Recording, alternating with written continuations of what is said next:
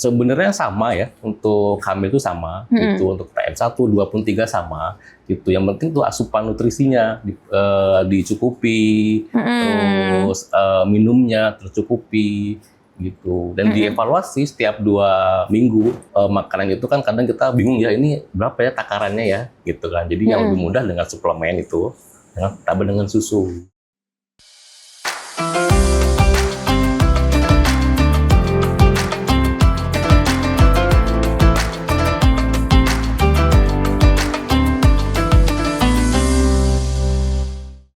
Assalamualaikum warahmatullahi wabarakatuh. Halo Sobat MMH, bagaimana kabarnya sampai dengan podcast kali ini? Semoga selalu baik, selalu sehat dengan informasi-informasi yang didapatkan dari podcast-podcast sebelumnya. Amin amin ya rabbal alamin. Tentunya kembali lagi bersama saya di sini Kenanga Apilaski di podcast Mitra Mulia Husada. Tentunya edisi spesial Ramadan Mulia yang akan menemani hikmatnya Ramadan kalian di tahun ini. Seperti biasa kita akan menghadirkan bintang tamu yang luar biasa yang tentunya akan berbagi ilmu, juga nanti ada tips and trick juga dari tamu-tamu istimewa ini. Dan kali ini kita akan membahas mengenai ibu hamil yang berpuasa boleh nggak sih? Dan kali ini spesial sudah hadir bersama kita Dr. Rudy. Halo, Ya, dokter. Iya. Kalian nontonnya lagi siang, malam, atau sore nih? Apa kabar, Dok? Alhamdulillah sehat. Alhamdulillah, selalu sehat. Puasa lancar? Alhamdulillah lancar. Selama bulan Ramadan ini gimana pasien Dok Rameka yang melahirkan? Alhamdulillah masih seperti biasa, masih ramai gitu. Dan lebih sering sekarang malam ya. Oh, lebih sering ke malam ya, Dok ya? Ya, bisa membantu membangunkan waktu sahur juga. Sedikit membantu nih pasien-pasien yang hadir ya. Untuk intensitasnya lebih banyak di bulan Ramadan atau normal-normal aja, Dok? Normal-normal aja lah ya. Normal-normal aja. Seperti biasanya. Oke, membahas soal ibu hamil nih ya, Dok. Sebenarnya ibu hamil tuh kalau berpuasa aman nggak sih, Dok? Sebenarnya ibu hamil boleh berpuasa ya, asalkan ya satu nutrisinya harus dicukupi gitu kan.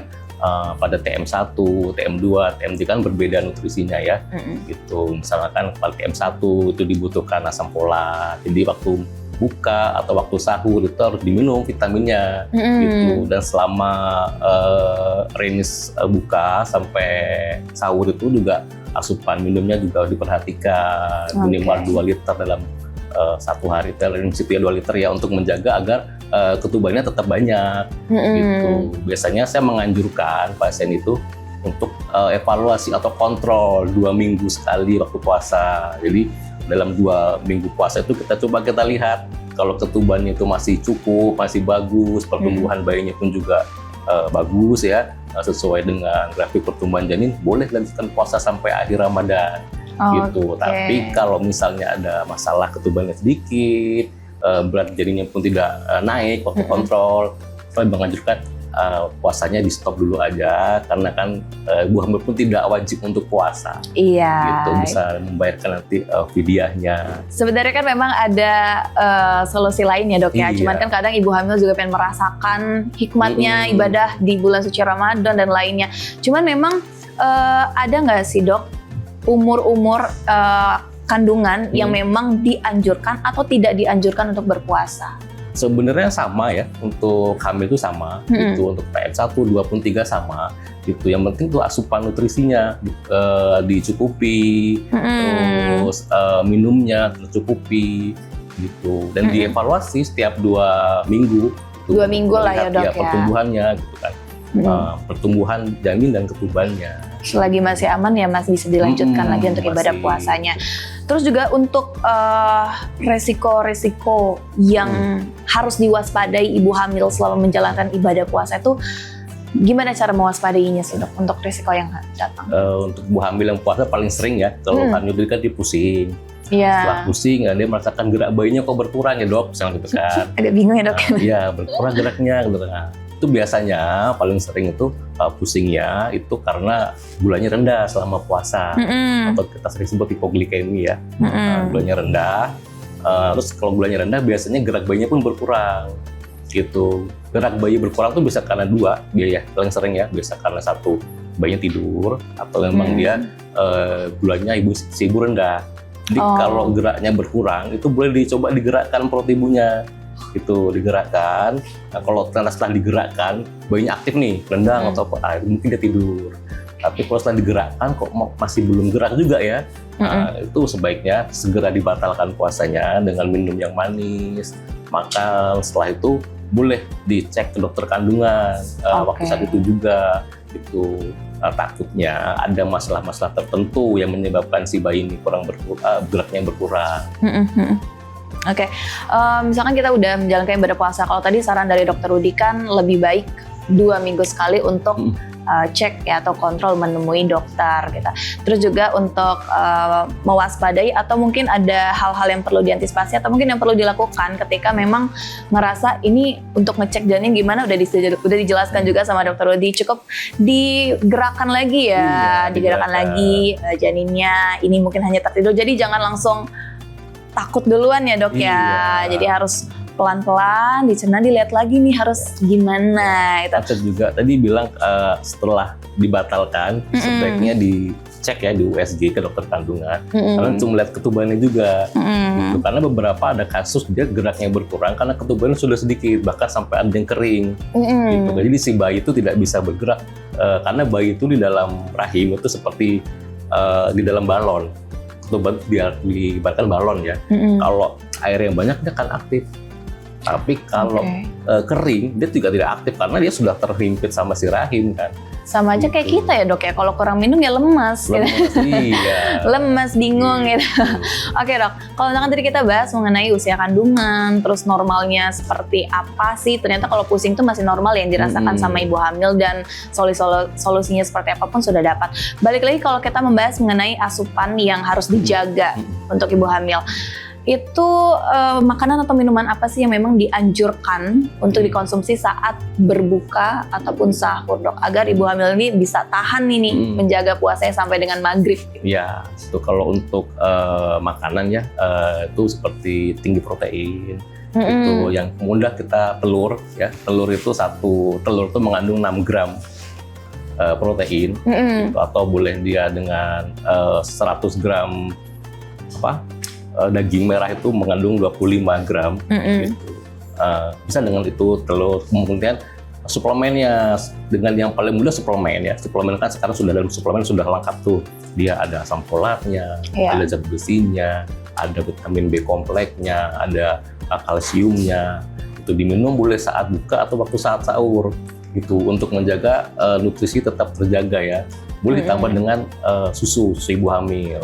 Gitu. Karena kalau makanan itu kan kadang kita bingung ya ini berapa ya takarannya ya gitu kan. Jadi yang lebih mudah dengan suplemen itu tambah dengan susu gitu.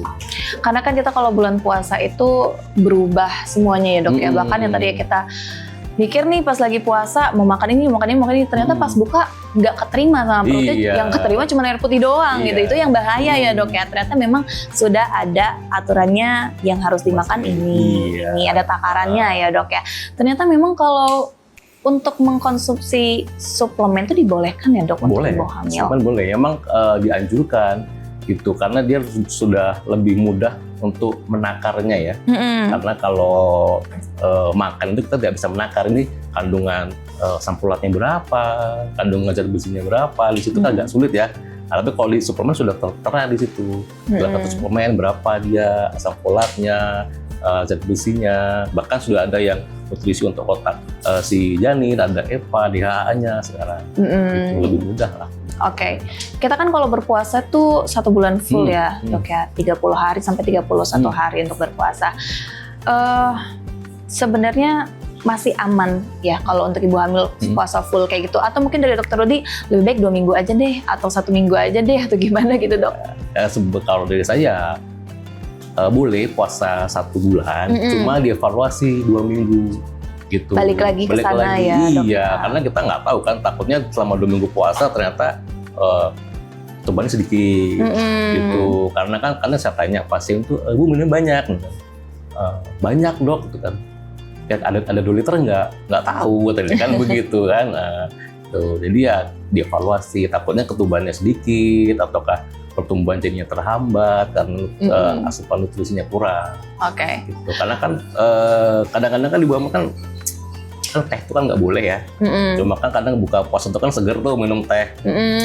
Teh dingin kan, es teh gitu kan. Tapi kan itu nggak boleh. Takutnya kan itu menghambat pertumbuhan juga, menyebabkan anemia pada ibu hamil. Oke. Ada nggak sih dok makanan ataupun minuman yang harus dihindari selain teh manis tadi untuk ibu hamil dok? Teh, kopi, itu nggak boleh. Itu yang pada dicari ya ibu-ibu. Kalau minum dugan dok? Dugan boleh, karena kan dia di situ kan banyak elektrolitnya ya, dapat menggantikan elektrolit yang kurang selama berpuasa. Bagus dia. Karena kan kalau bulan puasa tuh identiknya sama dugan ya, es dugan aja gitu. Ternyata memang dibolehkan tuh untuk ibu-ibu hamil di luar sana, sobat-sobat MMH ya.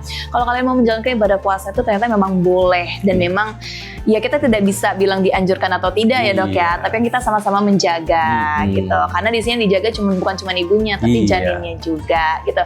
Nah kalau misalkan untuk ada penyakit-penyakit bawaan dok dari pasien ya, misalkan kayak dia punya diabetes atau mungkin ada penyakit bawaan lainnya dan kondisi hamil, diperbolehkan nggak sih dok untuk berpuasa? Misalnya itu diabetes ya, diabetes itu kan dia harus terkontrol juga gulanya, karena kalau tidak terkontrol itu juga berbahaya. Bukan puasanya sih sebenarnya berbahaya, lebih kalau bila gulanya terlalu tinggi, misal dia waktu berbuka minum yang manis, tapi obat gulanya tidak diminum, itu menyebabkan gula yang tinggi itu aliran, karena kan kalau gula tinggi itu darah menjadi kental ya. Kalau kental, aliran darah dari plasenta ke bayi itu tidak lancar. Berakibat beberapa kasus ada kejadian dia sampai bayinya meninggal. Karena efek gula darah yang tinggi sampai 400, 500, bahkan ada ibunya yang sesak karena keracunan gula itu. Gitu. Oke. Mungkin sobat-sobat MMH yang di rumah juga sering merasakan ya hal-hal kayak mual, terus tuh mau muntah, atau kita sebutnya morning sickness ya dok ya, pas lagi berpuasa. Itu kalau ibu hamil yang merasakan, apa yang dilakukan tuh dok? Apa batalin aja deh gitu, apa gimana dok? Apa itu memang wajar, nggak apa-apa dilanjutkan? Kalau morning sickness memang wajar ya, karena beberapa memang banyak yang morning sickness, mual, muntah gitu kan. Cuma kalau berat sampai nanti larinya ke dehidrasi, lebih baik jangan puasa. Karena nanti asupannya pasti berkurang gitu. Paling sering kasusnya kalau sudah mual muntah berkepanjangan ya, misalnya sampai 4 bulan, 5 bulan, biasanya menyebabkan dia anemia. Nah itu yang bahaya. Iya, anemia dia paling sering defisiensi zat besi. Kalau dia sudah anemia, otomatis kan itu kan transport dari nutrisi dari ibu ke janin ya. Kalau anemia berarti kan kurang transportnya, berarti bayinya jadi kecil, ibunya jadi mudah lelah, gitu. Oke. Luar biasa nih Dr. Rodi informasinya. Ini ibu hamil nih ya, sobat-sobat MMH yang lagi mengandung dan mau menjalankan berpuasa, wajib banget nonton podcast yang kali ini. Nah dok, boleh dong disampaikan. Mungkin ada himbauan, atau mungkin ada anjuran, atau mungkin ada saran-saran untuk sobat-sobat MMH, ini pasien-pasien kesayangannya Dr. Rodi yang lagi nonton. Ada saran atau yang ingin disampaikan Dr. Rodi untuk mereka yang menjalankan ibadah puasa? Oh iya, ya untuk ibu-ibu hamil yang sedang hamil dan ingin berpuasa sebenarnya boleh ya.